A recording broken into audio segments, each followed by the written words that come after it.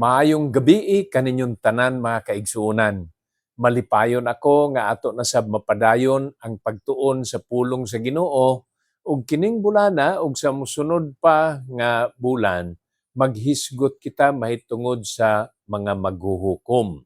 The Book of Judges nga makita dinhi sa balaang kasulatan. Kini nga maong historical books aduna kini pagbana-bana nga mga 380 ngadto sa 400 years pagkahuman nga ang mga Israelinhon migawas gikan sa Ehipto. Og sa history estimate niini mao ang 1380 BC ngadto sa 1050 BC. Og mao ni ang panahon diin ang paghari o maingon ko ang pagpangulo nila ni Moises, paingon ngadto kay Josue na human na unya ni adinhi sa panahon nga ang Israel walay matawag nilang ilang kaugalingong pangulo.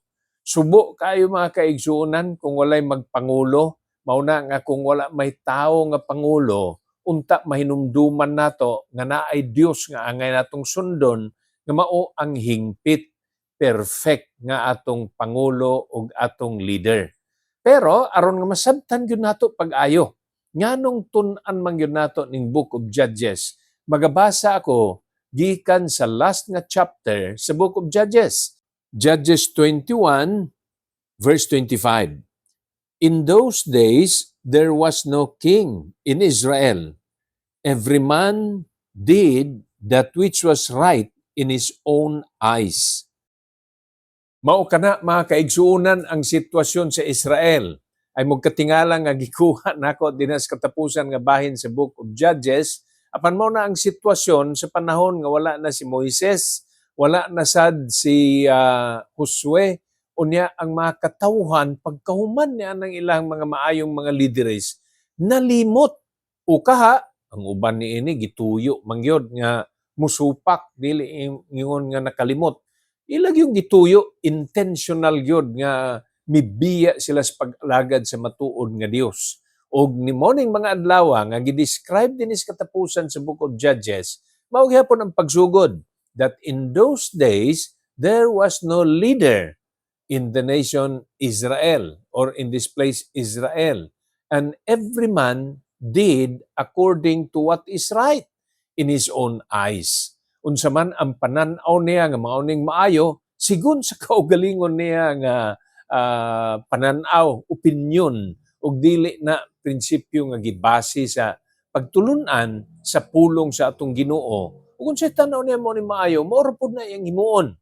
Ug ang resulta niya na mao ang pagkalayo sa mga katawhan sa Dios sa matuod nga pagsimba nga kay Jehova ug matuod nga pagkinabuhi alang sa atong Ginoo. Naa ang kaguliyang, naa ang kasamok, naa ang di pagkasinabtanay. Everything is a mess. Ug ang natabo nini hasta ang pagpangalagad ug pagsimba sa Ginoo di na mao. Didto na sila sa mga Dios-Dios, sa mga katawhan diin mao ang ilauntang sakupon apan tungod kay wa man nila hingpit nga gipilde kun gibuntog ang kaaway. They did not totally vanquish the enemy. May uban kanila nagpuyo ra usab ang remnant sa mga katawhan nga unta ipapuo sa Ginoo ug nahimo kini sila nga mga tunok ug nahimo kini sila nga litag diha sa ilang pagkinabuhi nga nadala sa dili maayo ug dinautan nga pagkinabuhi. Tungod niini mga kaigsuonan, tuyo nako nga kining series of message nato mutan-aw ta sa sitwasyon kay di nato kalikayan. Leader ikaw, Brad, sa daghang pamaagi. You should lead your life the right path, on the right path. You should lead your family on the right path. You should help lead our congregation in the right way in order to honor the Lord. So daghang kayong pamaagi nga mahimo tang leader. ug dili unta ta mahimo nining dili unta ta makuha nining maong litag patibong nga ingon or trap sa kaaway nga mao si Satanas nga imbis leader sunod-sunuran unya ang pagsunod pagyud ngadto sa mga kadautan. This is how important the study of the book of Judges is because you are a leader. Now, one set of statement that you always read in the book of Judges, mauning ginasulti nga, and there was peace. Naa ang kalinaw, naa ang pakigdait. Unya, naasad ang mga pulong nga imong mabasa, and they cried unto the Lord their God. Ingon na matabo. Tungod kay karon, akong isa-isa sa inyo ha, ang mga ang-ang sa cycle. Now, this is not a stair, but this is a cycle. Pero sa gihapon na mga stages manguna. Mao na nga tun-an nato. Ug mao ning una, Israel sins. Ang mga katawhan sa Ginoo nagpakasala. Dili ni individual nga sala. Nahimo pagyud ning nasudnong sala. Mo na delikado. Kung ang usa ka tawo diha sa imong pamilya igsuon nagahimo og sala, tunok yun na og litag yun na ngadto sa mga paghimo og kadautan sa ubang nga mga miyembros pamilya. Disamot na kung pananglitan di lang individual. When a family, when the whole family itself does what is wicked in the sight of the Lord, kung ang usa ka pamilya nagahimo na sa dautan ug nagasupak sa kabubuton sa Ginoo, dako ay mas kuyaw kung ang tibuok kongregasyon na naglain-lain naman ang pamilya ug ang daghan ng mga pamilya, ang grupo, ang congregation dili na mao ang pamaagi sa pagsimba, masinupakon na ngadto sa atong Ginoo, di samot nagkadako. And now it is not only on families, it is not only about clans, it is not only about the congregation of Israel, but the nation Israel. Nahimo na ning national issue. Nahimo na ni nga ang kinatibuk ang mga katawhan sa Israel sa nagkalain-lain mga tribo niini. In general, we can say, they became idolaters. Ang sunod, mauning God disciplines them. Ang sala, mga kaigsuunan, naagyud na'y sumbalik o manubag yung ka sa imong sala. Duha ka butang, kung ang usa ka tawo inosente dili sad-an, unyang usa ka tawo guilty kung sad-an, hibaw na tandaan nga ang bayad niya ng maong kasalanan kamatayon, unya ang pagsupak sa kabubuton sa Ginoo imbis panalangin, tunglo sa panalangin, panguhaon niya ng mga panalangin nga iyang ginaandam. And the antidote of that, ang kinahanglan niya na, parang dili na miadto sa di maayo, masilutan. Ang kinahanglan niya na, ang disiplina para dunay pag-usab. Kay kung padayon na nga himuon, tinuod nga napuno sa grasya nga atong Ginoo, paninumdumin ninyo, Dios usab siya sa hustisya. Ug dili ni siya makatugot nga ang sad-an mahimong inosente na ginay bayad. Ug interesting kaay mga kaigsuunan nga kita sad-an kung guilty sa mata sa atong Ginoo, unya bisag di nato mabayran atong sala, kakuyaw ana nga sitwasyon, no? Sad-an way ikabayad, kinahanglan gyud manubag. Pero ang Ginoo naghimog pamaagi nga si Ginoong Hesus nga iyang bugtong anak mao ang mitahan sa iyang kaugalingon, nagpalansang dito sa cross ug mao kadto ang bayad sa ato nga mga kasalanan. Ingon ni ana ang paagi, ang sad-an manubag yun. By no means, according to the scripture, that God will make the guilty free or innocent. Manubag yun siya. Mao na nga kita, bisan tinuod nga dili kita nagbayad, bulahan kaayo kay nabatunan nato si Ginoong Jesucristo nga mao ang nagbayad sa ato mga kasalanan. So when Israel sinned, unya, mao man ang una, And then God has to punish them. So ang second diha sa cycle, God disciplines Israel. Mao na ang musunod nga iyang disiplinahon, iyang pahinumduman. Ingunana sad ang matabo sa ato mga kaigsunan nga aduna gyud ni disiplina. Tuliron, badlungon, undangon, kabahin na sa disiplina nga ginasulti sa ato ang Ginoo. Ug ang ikatulo, musangpit ang mga katawhan sa Ginoo. Israel cries out to the Lord. Israel seeks the Lord. Ingon na po ang himuon sa mga Israelinon. Nga sa dayang nakasala sila, gisilutan o gidisiplina sila, maay na lang po. Kay bisan og usahay dugay makaamgo, pero ang ilang sunod nga pagaymoon musangpit na pud sa Ginoo. That is the third cycle. O nga ana ang palibot. Gikan sa taas ang atong ginatanaw nga mutuyok basta cycle, do na siya direksyon nga ibalik rapod sa iha. Sa dihang makasala ang Israel, ang Dios mo disiplina sa ilaha, unya musangpit ang Israel. Okay, naana sila sa bandang ubos. Pero sa ilang pagsangpit, ang grasya ug ang pagkamatarong sa atong Ginoo ug ang iyang kaluoy nagalungtad. God's mercy endures forever. Mao na ingon sa balaang kasulatan nga, for His mercy endureth forever. Muna'y maayo kayo nga ang atong Ginoo nagalungtad ang iyahang kaluoy. Apan balik-balikon nako, i-emphasize nako, siguroon nako nga imong nadungog ug imong matiman-an nga dili nato angayang abusuhon ang kamaayo, ang pagkamanggiluluyon sa atong Ginoong Dios, kay siya Dios sa hustisya nga manubagyod ang sad-an. Next is God will raise a deliverer. Human mo sangpit ang Israel, ang Dios mag-andam na pod o mupangulo nila para makalinggawas sila. Ug dinhi mo sulod ang papel sa mga judges. Kining atong pagtuon nining maong libro karon mga kaigsuonan, mudagan kinig mga more than 400 years. Gikan ni kay Othniel, mao na ang una nato nga pagatun-an ron. Paingon sa katapusan nga si Samson.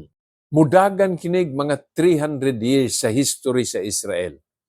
Nga ang cycle, ang Israel nakasala, disiplinahon sila sa Ginoo, musangpit sila sa Ginoo, unya mo balik na pagpataas.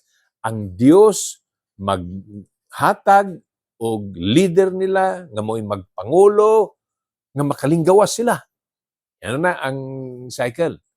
And then going to the fifth, ang matabo mga kaigsunan, Israel will enjoy peace. Naan na po ang kalinaw, madinaugon na po. So naan na po sila sa taas. Ay mo kalimot sa cycle ha. Israel at the top commits sin. Naan paubos. Unya, sila disiplinahon sa Ginoo. Labihang paita, nasa ubos. Sila musangpit sa Ginoo. Arang-arang na, pwede na sa kaubos nila niya musangpit sa Ginoo. God will give a deliverer. Pasaka na kay naanay Pangulo. And then, Israel enjoys the victory or the blessings. Balik na po sila sa taas. Inga na ang sitwasyon. Ang problema lang, ug ang subo lang iyan. Kaya na po sila sa taas, malimot na po sa Ginoo. Ug ang cycle nagapadayon.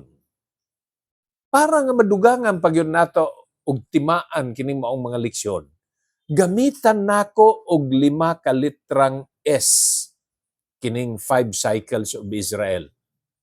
Number 1, sin mga kaigsunan ang una.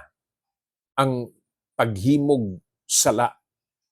Nagsimba sila og laing mga Diyos-Diyos. Ang sugo sa Ginoo, o kabahin ni sa moral and eternal law of God, that I am the Lord thy God, Thou shalt not have no other gods before me.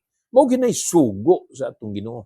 Pero ang Israel, nakakita lang dito sa mga Canaanites, suon rin sila. Simba kay Baal, simba og Diyos-Diyos. So that is the first, letter S, that they commit sins. So sin, they worship false God. Number 2, servitude. Ang servitude, mga kaigsuunan, mao ni nga gitugyan sila sa kaaway, dito sila naga serbisyo og nahimong ulipon sa mga kaaway, mga Midianites, mga nagalain-lain nga mga katawhan sa Kanaan. Inga na ang ilahang nga sitwasyon, gitugyan sila sa kaaway, dito sila magtrabaho, maulipon sila. Ikatulong, litrang S, supplication. Ang supplication, musangpit sila sa Ginoo, magpangaliw po sila. They pray to God. May una na, 5 ka litrang S para makita nato ang ilahang sitwasyon. Ug ang ikaupat niya na nga S, salvation. Hatagan sad sila karon og kalinggawasan ini. They will be saved from oppression of the enemy. Naay gamiton ang Ginoo nga leader, naay gamiton ang Ginoo ang gintawag judge, mo na yung gibase na diha nga pulong kining maong libro. Ug ang ikalima, silence. Sa S gihapon nga silence, they enjoy the peace. Dili na kagulihan, na dili na samok ang palibot, pero naa na ang ilaha diha nga kalinaw. They have this peace. Nining tanan, mga kaigsuunan, nga cycle nila. Nagabalik ni, kay ugnaan na sab sila sa taas, malimot na pud sa Ginoo. Importante kaayong leksyon nga akong ibilin sa inyo, mga kaigsuunan. Naatas, mga kalisdanan, ayaw kalimot ug sangpit sa Ginoo, kay Dios gihapon siya nga nagalingkod sa trono. He is in control. Naata sa sitwasyon nga igo-igo lang, katamtaman lang ngayon. Ayaw kalimot sa Ginoo. Kung ubang panginahanglan, sangpit gyapon pangay sa Ginoo. Ni ay pinakaimportante. Sa panahon nga naa ka sa kalampusan, when these are the period of achievement, success, prosperity, na diha tanan. Og nagadaghan ang tanan, salapi, kabtangan, pribilehiyo, na diha tanan. Di gihapon ta malimot sa Ginoo. Muna ang pasiuna nato nining Book of Judges. Kay mao lagi ni ang cycle. They are at the top and then they start going down because they commit sin. But they seek the Lord. And the Lord raises a deliverer, a judge. And then, they are able to overcome the enemy, the oppression, the slavery. And they are on the top again. Di lang unta sila malimot, naa kanunay sa taas. Mauna, mga kaigsuunan, ang tuyo nato o ang ingon nako nga importante kayong tun-an kining Book of Judges. Ang pagsupak sa kabubuton sa Ginoo, makadaot sa testimonyo. The Israelites have been known, especially in the Book of Judges, to be covenant breakers. And to be a covenant breaker destroys testimony. Muna nga, likayan nato, tunan yun nato ning natabo din para nga dili ta may adto dito. Bisan unsa nga panahon sa atong kinabuhi, paduol lang yun, o alagad lang yun sa Ginoo. Ikaduha, covenant breaker dishonors God. Dili na makahatag pagdaig sa Ginoo. Ang pagsupak nato sa atong pakigsaan ngadto sa Ginoo. Ikatulo, covenant keeping reflects God's character. Nindot kay na. Unta makita sa atong kaugalingon, sa atong kinabuhi, ang kinaiya sa Ginoo nga dili tigguba sa nasabutan, Kay kana usa ka maayong butang nga makita sa Kristohanon. Pasiuna pa ni mga kaigsunan sa Book of Judges, pero unta dili kamo malimot nga dili maayo ang tigguba sa nasabutan, tigsupak sa mga maayong mga butang. Ug unta ang atong kinabuhi mahimo ning padayon nga sandayong channel of blessing. Because when people see that we are doing what is right, people will be blessed and their eyes, spiritual eyes will be open and they will be drawn closer to the Lord. Ingon na ang dako natong misyon, ingon na ang tuyo nato sa pagtuon nining libro sa Judges. Ang Dios magapanalangin kanaton tanan mga kaigsuunan. To God be the glory and shalom.